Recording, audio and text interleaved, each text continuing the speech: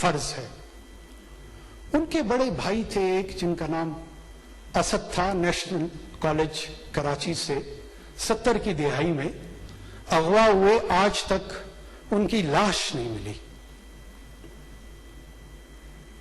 ہم بچے ضرور ہیں لیکن ہمیں یاد ہے کہ وہ الزام ایف ایس ایف پہ لگا جو کہ جناب ذوالفقار علی بھٹو کی ایک فرنٹ فورس تھی۔ فسطائیت کے مظاہرے مولانا مفتی صاحب کے ساتھ اور دوسرے اکابرین کے ساتھ جو کچھ اسمبلیوں میں ہوتا آ رہا تھا اس کی یاد دہانی کراؤں گا تو شاید تلخی بڑھے، لیکن سیکھنا ضرور چاہیے، ہمیں ان اعمال سے فیوچر میں اوائڈ کرنا چاہیے۔ دیکھیے محترم نواز شریف صاحب نے ایک تقریر کی، میں بحیثیت ایک شہری، بحیثیت ایک ووٹر، بحیثیت ایک سٹیزن، بحیثیت ایک پولیٹیکل ورکر کیسے ان کے ڈیموکریٹک کریڈینشلز پہ یقین کروں جب وہ ایکیوزڈلی آرمی چیف اور آئی ایس آئی کے سربراہ کا نام لے کر ان پہ یہ الزام دھر رہے ہیں کہ انہوں نے جوڈیشری کو انفلوئنس کیا، انہوں نے الیکٹورل پروسیس کو انفلوئنس کیا، اور چند ماہ قبل آپ نے ایک ایسی قانون سازی کا حصہ بنے جس کی امیڈیٹ بینیفیشری وہ تھے۔ یقیناً میں نے ان کا موقف یہ بھی سنا، بہت سارے دوستوں کا ان کا، کہ انہوں نے ایک ایگزیکٹو کے اصول کے لیے اس قانون سازی کی حمایت کی تھی۔ کیا جو شخص یا جو پارٹی یہ سمجھتی ہے کہ ان کے ساتھ اتنی بڑی سیاسی زیادتی ہوئی ہے، وہ اس قانون میں ایک چھوٹی سی ترمیم نہیں لا سکتے تھے کہ اس قانون کا اطلاق آنے والے آرمی چیف پہ ہوگا، موجودہ نہیں ہوگا؟ من و ان اس کو تسلیم کیا گیا، اور پھر چند ماہ قبل اور ایک ڈائسنٹنگ ووٹ بھی کسی نیشنل اسمبلی کے یا سینٹ کے ممبران کا نہیں آیا۔ اگر واقعی یہ ڈیموکریٹک سپرٹس کے تحت تھی تو کوئی ایک فرد ایک اختلافی نوٹ ریکارڈ پہ لے کر آتا کہ جی میری نظر میں یہ قانون درست نہیں، اس کو اس انداز میں نہیں ہونا چاہیے تھا، نہیں ہوا۔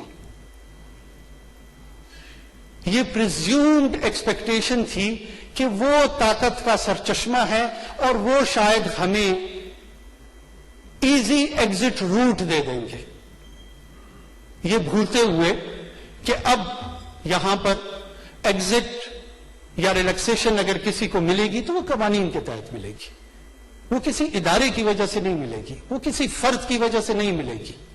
ماضی میں شاید ہوتا آ رہا ہو لیکن اب اس پاکستان میں اس کی گنجائش کم ہے۔ بار بار یہاں پہ اس فلور پہ اداروں کو دھمکی آمیز لہجے میں جو گفتگو کی جا رہی ہے، اصل میں ان کو ڈرایا نہیں جا رہا، ان کو پیغام رسانی یہ کی جا رہی ہے کہ ہم ہوئے، تم ہوئے، میر ہوئے، سب اس زلف کے اسیر ہوئے۔ چاہ یہ رہے ہیں کہ ہماری خدمات حاضر ہیں، آپ کیوں ان ناتجربہ کار لوگوں کے ساتھ جڑے ہوئے ہیں؟ جو ہم تجربہ کار ٹیم ہے جنہوں نے جب ڈائریکٹ انٹروینشن ان اداروں کی تھی، ایل ایف او کے تحت 17ویں ترمیم میں جس طرح آپ کا ساتھ دیا، پھر جب جناب مشرف صاحب نے دوبارہ صدارتی الیکشن لڑنے کا ارادہ کیا، اس میں جس طرح کی ان کی فیسیلیٹیشن کی گئی، یہ ہوتا ہے طریقہ کار آپ کی سپورٹ کا، آپ ہمیں آزمائیں۔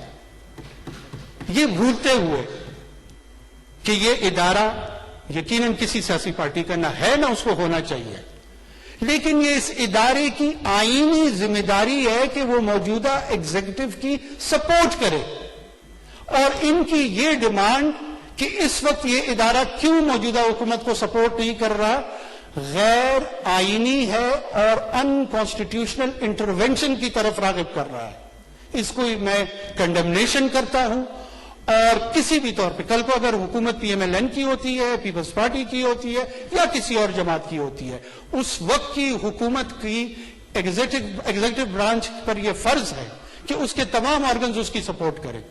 جناب چیئرمین، दो अप्रोचेस हैं। हम भी चाहते हैं सिविलियन सुपरमेसी हो।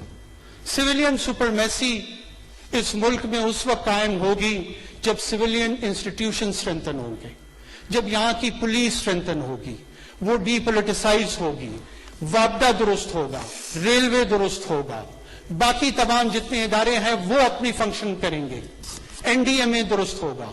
इसका इलाज फौज की कमजोरी में नहीं। अगर ये समझते हैं कि फौज को कमजोर करके हम सिविलियन सुपरमेसी स्टैब्लिश कर लेंगे तो ये गलत फहमी है, ये खुशफहमी है। इस ऐसी सूरत हाल में ये मुल्क क्याओस की तरफ जाएगा, डिसऑर्डर की तरफ जाएगा। हम इन्हें कहते हैं आए बैठे नेशनल डायलॉग करें।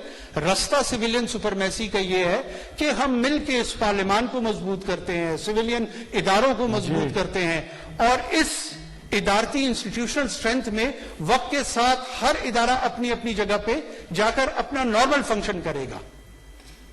लेकिन अगर कॉन्कर करने का किसी की नीयत है, फतह करने की नीयत है, तो फिर मैं भी इस फ्लोर से बहुत अदब के साथ ये दावा करता चलूं कि शिकस्त इनका मुकद्दर है। फतह नहीं हो सकता, कॉन्कर नहीं हो सकता।